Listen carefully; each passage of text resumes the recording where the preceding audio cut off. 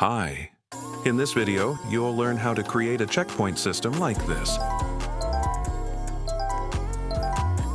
And I'll also explain the code so you can implement it in your Roblox game.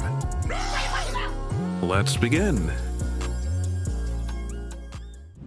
To start creating the checkpoint system, you won't need much more than a folder in the workspace containing the checkpoints listed in order and a script in the server script service. Before you start, you should have named the main part of the checkpoint as main and grouped the parts into a model. Once this is done, we are going to go inside the script.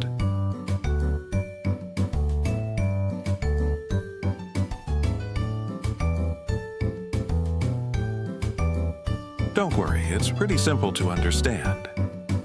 The first thing I've done is call the players and tween services. This function here will run when the player enters the game, creating a folder that will contain a value within the player. This value refers to the checkpoint the player has reached. The following section of code will be the most important, as it will create the functionality of the checkpoints within the folder.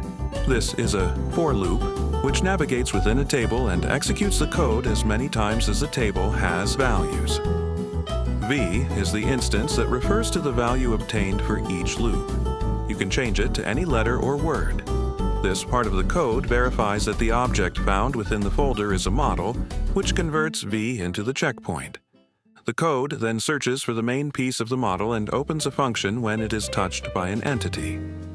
Hit is the object that touched the checkpoint, so it must be verified that it exists and that the part that touched the checkpoint belongs to the player. If so, the variable player is created by searching among all players for the name of the player who touched the part. Once again, we use a conditional to verify that the player has reached a different checkpoint than the last one they touched. Below that, we verify that the checkpoint they touched is higher than the one they already reached and that the player is alive. If so, the new checkpoint value will be the checkpoint you touched. This is in case you want to add a sound.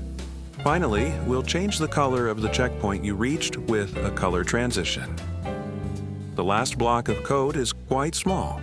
We'll start by creating a function that runs when the player joins the game or is playing the game.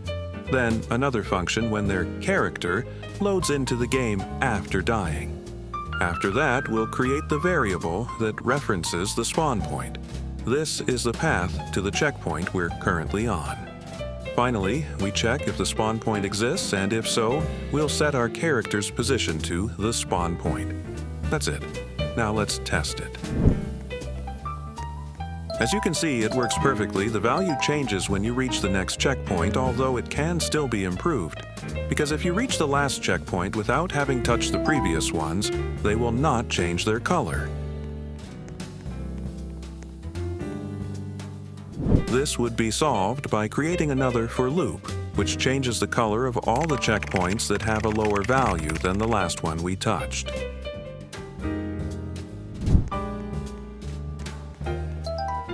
That's it. As such, the system would be finished, but if you want to reset the checkpoint progress, there are a few more things you need to do. On the client side, a button could reset the values by creating a remote event. Just a quick overview, a remote event connects the client to the server and vice versa through an event or signal within the sending script. So, in this button, we'll create a local script. In this, we'll get our remote event, which we'll create in replicated storage and activate its signal through this function. Now, let's go to our main script and call replicated storage, and we'll also get the remote event. This line of code captures the remote event signal and connects it to the function, which resets the values to 0 and the checkpoint color. On the server side, it's even simpler. Simply create a part with a proximity prompt and a script inside.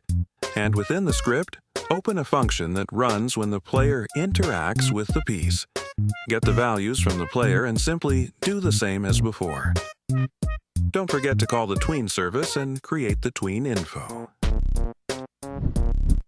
As you can see, it works both ways. With this system, You can add as many checkpoints as you want, as long as they're named in order. And that's all. I hope this explanation was helpful. Anyway, you can get the script by clicking the link in the description if you want to copy and paste it directly. If you liked it, you can give it a like, and if you have any suggestions, you can leave them below. See you next video.